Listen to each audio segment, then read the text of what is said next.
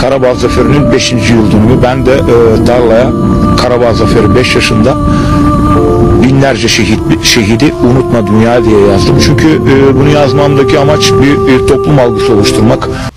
Türkiyənin Qırxlareli vilayətində yaşayan fermer Tunç Kol illərdir Qarabağ zəfərinə olan sevgi və hörmətini tarlasına yazdığı sözlərlə ifadə edir. O hər il Kötanlı torpağın üzərinə Azərbaycan və Türkiyə qardaşlığını, şəhidlərin qəhrəmanlığını əks etdirən cümlələr yazaraq həm ölkəsində, həm də dünyada diqqət çəkir. Fermer Kanal 21-ə verdiyi açıqlamada bildirib ki, bu işi sadəcə bir ənənə kimi deyil, həm də bir borc kimi görür. Stat: Cəmiyyətdə bir mesaj yaratmaq, İnsanlara qardaşlığımızı və şəhidlərimizin ruhunu xatırlatmaq istəyirəm. Yazını yazdığımız yer Evren 8 qəsəbəsidir. İstanbul və Avropaya gedən təyyarələrin keçdiyi əsas marşrut. Amerika və Avropadan gələn təyyarələr bu bölgədən enərkən bizim tarlalarda yazılmış sözləri görürlər. Biz bu yolla dünyaya mesaj veririk. Statın sonu. Bu videoyu Türkiye'den çekiyorum. Kimin için çekiyorum? Azerbaycan'da özel televizyon olan Kanal 21 ve Kanal 21'in sahibi Ferhat Bey için çekiyorum. Türkiye'den Kırklareli Lüleburgaz Evren 8 kasabasından Trakya Otağı Çadırı'ndan çekiyorum bu videoyu ve bu videoda bakın neler var. Burada Azerbaycanlı şehitlerimizin fotoğrafları var. Bu fotoğrafları bana Azerbaycan'da şehit anneleri hediye etti. Ben de Türkiye'ye getirdim. Şehitlerimizin fotoğraflarını Trakya Otağı Çadırı'na koydum. Değerli dostlar, bugün Azerbaycanlı şehitlerimizin anma günü. Ben de Azerbaycanlı şehitlerimizin hepsinin mekanları cennet olsun diyorum ve bütün Azerbaycan'a, kardeş ülkemize selamlarımı yolluyorum. Ne mutlu Türk'üm diyene. Saygılarımla.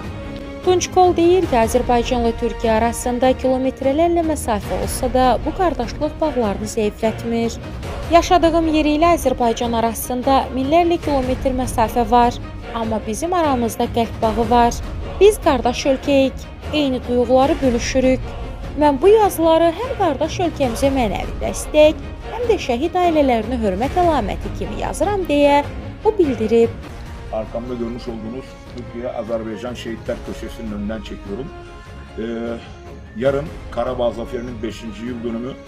Karabağ Zaferi'nde yitirdiğimiz şehitlerimizin mekanları cennet olsun ve bu videoyu özellikle Azerbaycan'daki Kanal 21'in sahibi Ferhat kardeşim için çekiyorum. Ferhat kardeşim Azerbaycan'ın değerli jurnalistlerinden biridir. Kendisine saygılarımı sunuyorum.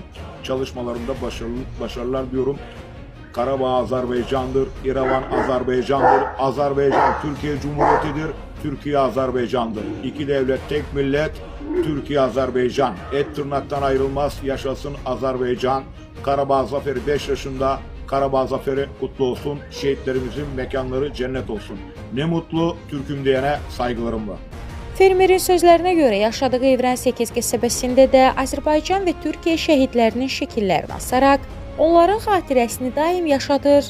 Bu addım ilə o həm iki xalqın dostluğunu nümayiş etdirir, həm də şəhidlərin qəhrəmanlığını gələcək nəsillərə xatırladır.